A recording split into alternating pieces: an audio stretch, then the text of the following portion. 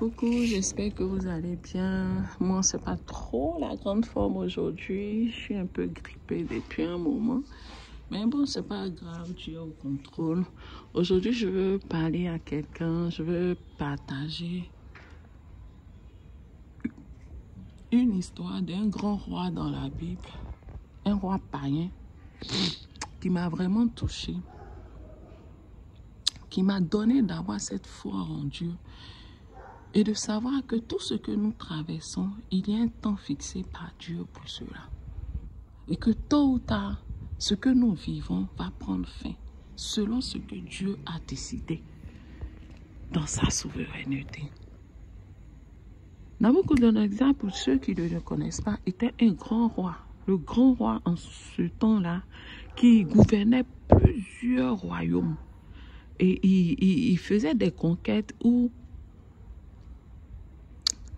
il partait conquérir des royaumes. Et Dieu, si je puis dire cela, et la Bible a dit, Dieu l'utilisait comme sa verge pour frapper les royaumes, même pour frapper Israël. Il pouvait s'enorgueillir devant le roi d'Israël et d'Égypte en leur disant que c'est votre Dieu qui m'a envoyé vous frapper. Voilà un peu pour la petite histoire. Mais quand ce grand roi a dominé presque toute la terre, si je peux m'exprimer ainsi, pour que vous puissiez comprendre un peu à quel point il était le roi au-dessus des rois de la terre. Assis sur son trône de gloire, il s'est donné la gloire et il s'est donné le mérite d'avoir eu tout ce qu'il a par sa propre force. Et voilà que Dieu va prononcer une sentence sur lui à cause de cela. Dieu lui a dit, parce que tu as pensé ainsi, parce que tu ne m'as pas vu dans ce que tu as acquéri, ou dans ce que tu as gagné étant roi, mon Dieu, je te rabaisse pendant 7 années. Dieu lui a dit, je te donne la mentalité d'un animal et je te chasse hors de ton temple, même de ton royaume, parce qu'il allait vivre dans la forêt comme les animaux. Il a eu la, comment je vais dire ça? Il a eu la mentalité d'un animal. La Bible dit que Nabuchodonosor est parti vivre en brousse. Il broutait l'herbe. Pour qu'il puisse aller jusqu'à brouter l'herbe, c'est qu'il fonctionnait comme un animal. Et pendant tout ce temps, il vivait en brousse avec les animaux. La Bible dit que ses cheveux ont poussé et couvraient son corps. La Bible dit que, waouh, pendant 7 ans, il est resté dans cet état-là. Il vivait comme un animal. Il broutait l'herbe. Je dis, imaginez un peu un grand roi de sa dimension qui se retrouve là, comme ça, en brousse, en train de vivre comme un animal. Et le temps fixé par Dieu, pendant ce temps que Dieu avait fixé pour lui, pendant ce temps, ce qui m'a interpellé dans cette histoire de Nabuchodonosor, c'est que pendant ces 7 années, le royaume, le trône de Nabuchodonosor est resté intact. Je dis que personne dans son entourage, parmi ses généraux, personne dans sa famille, personne dans sa clique, personne dans sa lignée n'a pris le pouvoir. Personne n'est venu s'asseoir sur son trône. Le trône de Nabuchodonosor est resté là, sans roi, pendant 7 ans. Je veux dire à quelqu'un, ce que tu traverses, et que tu penses que tu as perdu quelque chose à cause de ce que tu traverses, ma soeur, mon frère, je veux te dire que tu n'as rien perdu. Tu n'as rien perdu. Peut-être qu'on t'a chassé de ton travail. Mais Dieu te donnera un travail mieux que ce que tu as perdu. Ou mieux, Dieu permettra qu'on te rappelle dans ton travail. La Bible dit que le trône de Nabucodonosor est resté intact pendant ces 7 années. Quand le temps fixé par Dieu est arrivé, quand les 7 années se sont accomplies, la Bible dit que Nabucodonosor a levé les yeux vers le ciel. Comme pour dire, Nabucodonosor s'est rappelé qu'il y a un Dieu au-dessus de toutes choses. La Bible dit qu'en ce moment précis, sa conscience lui est revenue et il a rendu gloire à Dieu. Il a reconnu que Dieu était Dieu. Et que Dieu était au-dessus de toutes choses. Et que Dieu était l'auteur de toutes choses. La Bible dit que quand les 7 années sont arrivées, que cela est arrivé, en ce moment précis, tous ceux, ces généraux, tous ces conseillers ont commencé à dire, il faille qu'on ramène le roi, il faille que le roi revienne. Je veux dire quelque chose à quelqu'un, je veux tirer un enseignement de cela. Ce que tu traverses, tant que le temps fixé par Dieu n'est pas arrivé, on ne viendra pas te chercher. On ne se souviendra pas de toi. Je dis qu'on ne se souviendra pas de toi. Mais lorsque le temps de Dieu pour toi va sonner, ce n'est pas l'homme qui va parler.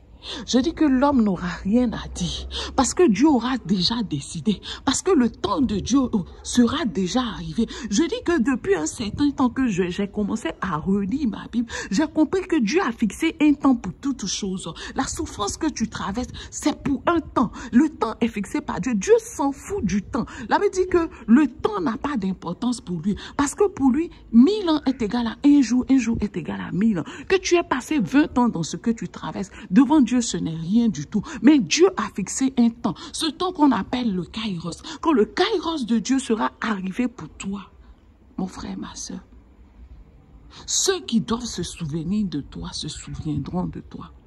Ceux qui doivent te lever et te placer au rang que Dieu veut, Dieu les mettra en mouvement pour qu'ils viennent te chercher de là où tu es. Ou Dieu te conduira jusqu'à eux, pour qu'ils puissent reconnaître celui ou celle que tu es, pour qu'ils te positionnent là où Dieu a prévu que tu sois positionné. Oh, je veux dire une femme, je veux dire un homme, la souffrance que tu traverses, Dieu a prévu un temps. Il y a un temps pour que ça finisse, il y a un temps. Je dis que dans tout rabaissement que Dieu donne, il y a un relèvement dans le rabaissement. La Bible dit, il y eut un soir, et il y a eu un matin. Et le soir et le matin. Il n'y a jamais eu un soir sans un matin. Quand il y a un jour, il y a un soir. Et quand il y a un soir, il y a un autre jour. Peut-être que tu es au soir de ta vie. Mais le jour va se lever. Parce que c'est ce que Dieu a dit. C'est ce que Dieu a écrit. Lorsqu'il y a un soir, il faut qu'il y ait un matin. Je veux dire à quelqu'un, ne désespère pas. Je veux dire à quelqu'un, ne lâche pas la main de Dieu. Je veux dire à quelqu'un, c'est difficile. Mais aie foi en Dieu. Parce que ce n'est pas le temps qui détermine. Mais c'est ce que Dieu a dit sur ta vie qui détermine. C'est pas le temps. C'est pas la douleur. Ce sont pas tes larmes. C'est pas la détresse que tu traverses. Non, non, non. Mais c'est ce que Dieu t'a dit. Ou c'est ce que Dieu a annoncé sur ta vie. Il y a un temps qu'on appelle le Kairos de Dieu. Quand le Kairos de Dieu arrivait pour Nabucodonosor, son nom me fatigue, je n'arrive pas à prononcer comme il faut. Nabucodonosor, ou je ne sais pas, quelque chose comme ça en tout cas. Quand le temps arrivait pour lui, mon frère, ma soeur, quand le Kairos de Dieu arrivait pour lui, les gens de son royaume, les généraux, ses conseillers ont commencé à sentir le besoin d'aller chercher leur roi. Mais Dieu avait déjà restauré leur roi. Dieu avait déjà restauré leur roi dans sa dignité, dans sa position de rabaissement. Ce jour où il a reconnu que Dieu était Dieu, en levant les yeux vers Dieu, ça veut dire que l'intelligence lui a été redonnée. Dieu l'a restauré. Et en ce moment précis, ces hommes qui étaient là, pendant 7 ans que leur roi n'était pas là, que leur roi était dans la bourse, vivant comme un animal, ils étaient là. Ils ne pensaient même pas à le ramener. Et personne n'a pensé à prendre sa place. Je veux dire à quelqu'un, personne ne peut prendre ta place. Personne ne peut prendre ta place. Même si tu as comme l'impression que quelqu'un est en train de prendre ta place. Non, non, non. Je peux t'assurer que personne ne peut prendre ta place. Quand Dieu a dit que c'est ta place, c'est ta place. Quand Dieu dit que cette position-là, c'est ta position, Dieu va te positionner là.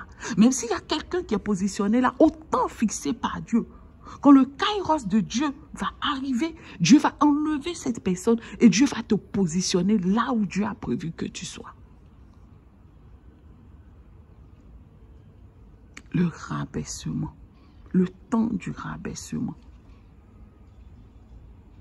Quand Dieu permet que tu passes par le rabaissement, que tu passes par l'humiliation, que tu passes par les difficultés, Dieu a fixé un temps pour cela.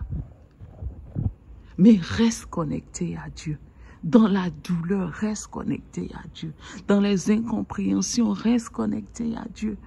Même lorsque tu perds la foi, parce que oui, je t'assure, il y a des moments où tu perds la foi. Il y a des moments où tu ne sais plus à quoi t'en tenir. Il y a des moments où tu te dis, mais Seigneur, est-ce que tu es vraiment là? Et je peux t'assurer qu'il est là.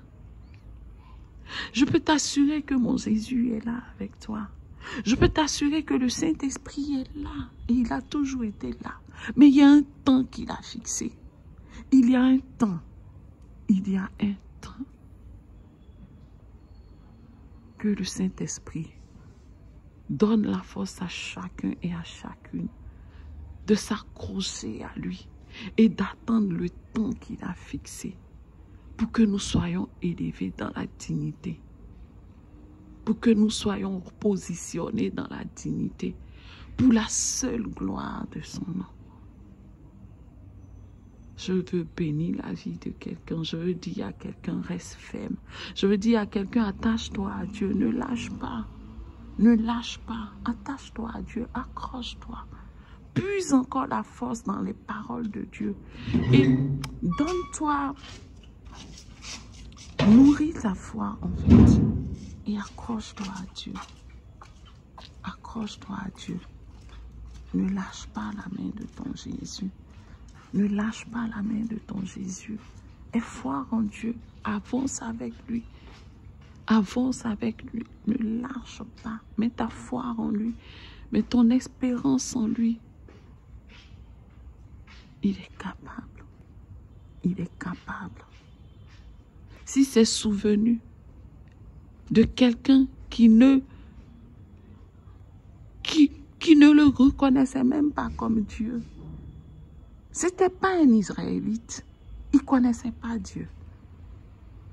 Mais Dieu s'est souvenu de lui. À bien plus forte raison, toi qui le connais.